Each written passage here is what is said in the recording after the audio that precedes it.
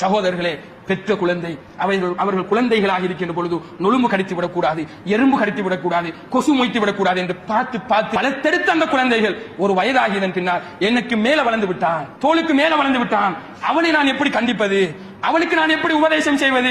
இப்படி ஒரு பொழுதும் நினைக்காதீர்கள். அவர்கள் உங்களுடைய குழந்தைகள், உங்களுக்கு அமானிதமாக தரப்பட்டவர்கள். அவர்கள் வழி தவறி செல்கிறார்கள் என்றால் உங்களிடம் அல்லாஹு தஆலா நாளைக்கு விசாரிக்க போகிறான். அவன் வழி தவறும் போது தோளுக்கு மேல வளர்ந்தவன், வயசு வந்தவன், அவனுக்கு நான் எப்படி சொல்வது என்று நீ இருந்தாயே. இப்படி இருக்க முடியும்? உனக்கு அமானிதமாக தந்த குழந்தைகள் அவர்களை நேர்வழிப்படுத்துவது உங்கள் மீதான கடமை. அல்லாஹ்வின் தூதர் சொல்லி இருக்கிறார்கள். இவைகளுக்கெல்லாம் நாளை மறுமை நாளிலே பதில் சொல்ல வேண்டி வரும். சகோதரர்களே, எங்களுடைய குழந்தைகளாக எங்களுடைய பிள்ளைகள் இருக்கின்ற பொழுது பார்த்து பார்த்து பொத்தி பொத்தி வளர்த்தெடுத்தது போன்று அவர்கள் மரணிக்கும் வரைக்கும் அவருடைய வாழ்க்கையை செழிப்பாக அமைவதற்கான வழிகளை அவர்கள் பிழை செய்கின்ற பொழுது உடனே அவர்களை அழைத்து உபதேசம் செய்யுங்கள். எத்தனை குழந்தைகளுக்கு பிள்ளைகளுக்கு பெற்றோராகிய நாம் உபதேசம் செய்திருக்கிறோம் சகோதரர்களே. எத்தனை பெற்றோர் பிழை செய்தால் அவனை ஒதுக்கிவிட்டு என்ன செய்கிறார்கள்? பெற்றோர்கள் சென்று கொண்டிருக்கிறார்கள். பேசுவது கிடையாது.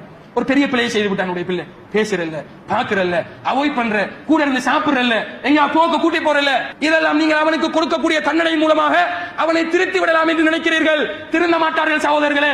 இன்னும் உங்களுக்கு எகென்ஸ்டாகத்தான் அவர்கள் செயற்படுவார்கள். அவர்களை அன்பாக அழையுங்கள், முத்தமிடுங்கள், உபதேசம் செய்யுங்கள். குழந்தைகளாக இருக்கின்ற பொழுது ஒரு நாளைக்கு எண்ணி அடங்காத முத்தங்களை கொடுத்திருப்போம் எங்களுடைய குழந்தைகளுக்கு, பிள்ளைகளுக்கு.